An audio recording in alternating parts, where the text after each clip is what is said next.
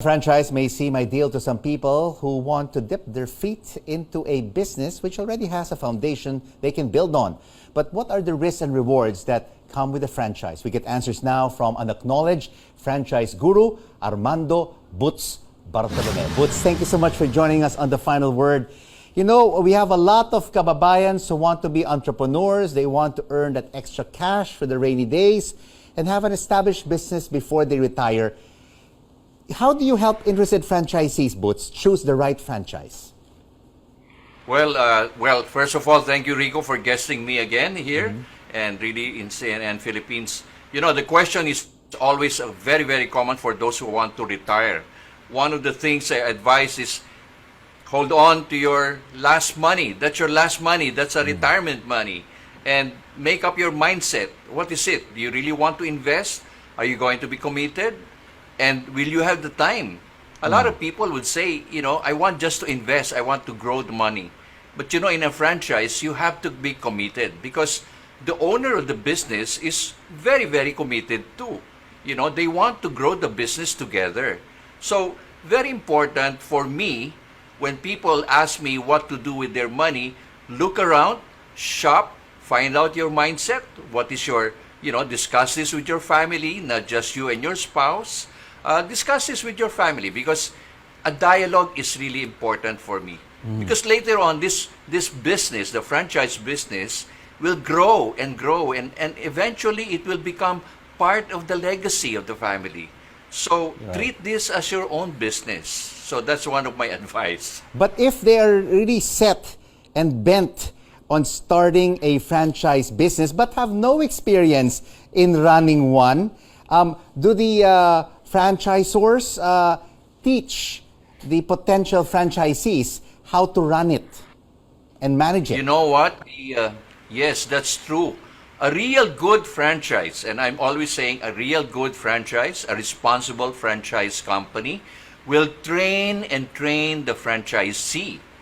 You don't have to have all the degrees and all the experience because they will try to help you fit into their system. And there will always be continuous and continuous training. It's like an never-ending course in studying school.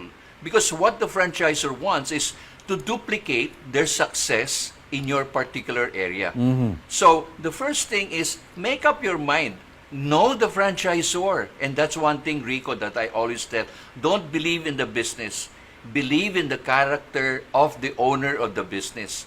Is he involved? Is the person involved? Is the person experienced? Do they have a good backups organization? Not just the franchisor, but really the good people who will really train their staff, who will always be there to back up, especially now that we have social media, they have to be to adapt to the situation. And that's very important. Yes. So go and shop, but meet the right franchisor. All right, go out and shop. And I see so many franchises around, Butz, that are food focused. Is this still the hottest franchise to get into? Food. But you know, with this pandemic, we have a lot of businesses right now, not just the traditional or the pre-pandemic. You have the food trucks, the food trucks that are now coming up into play in different towns and cities. You have now community stores, neighborhood cafes. So these are a lot of things have sprung up with this pandemic, and a lot of a lot of franchise businesses. Aside from food, there's also cleaning. There's online tutorial. There's online shopping. So a lot to choose, but I always say, investigate first before investing, and that's my byword, my mantra, IFBI. So if it's food, if it's water, or any kind of business that is not online, or that could be both physical and online, how important is location for a franchise? And will a franchisor tell you if it's advisable or not to set up a business there or not? One of the things I adopted, and this is something the applicant or the franchise applicant must study the location that he or she wants to target. Because the person must be from there. Number two, the person must be a community player. And again, also must be committed there. So the franchisor and the franchisee will both study and have a market study, and they do compare.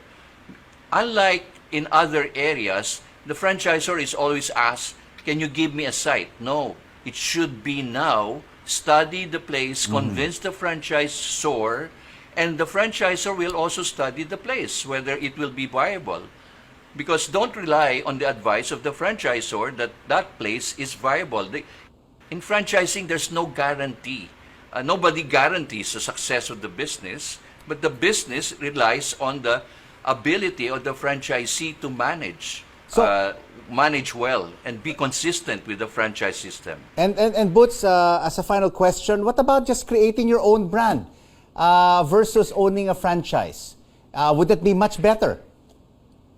You know, a lot of people have really created their own brands. But, you know, you have to be guided well. You have to do your support system, your success. At the same time, your target market acceptance. No, a lot of people right now are launching their franchise, not just in the Philippines, mind you, Rico, but also global. We have Filipino companies now expanding globally. So I'm so proud that, you know, the Filipino entrepreneurs are waking up and say, look, our business cannot be like this anymore. It has to grow. It has to expand. So I'm really happy. It's really bouncing now. You know, the economy is so alive. Thank you so much, Boots, for sharing with us your franchising tips. Franchise guru Thank you. Armando Boots Bartolome.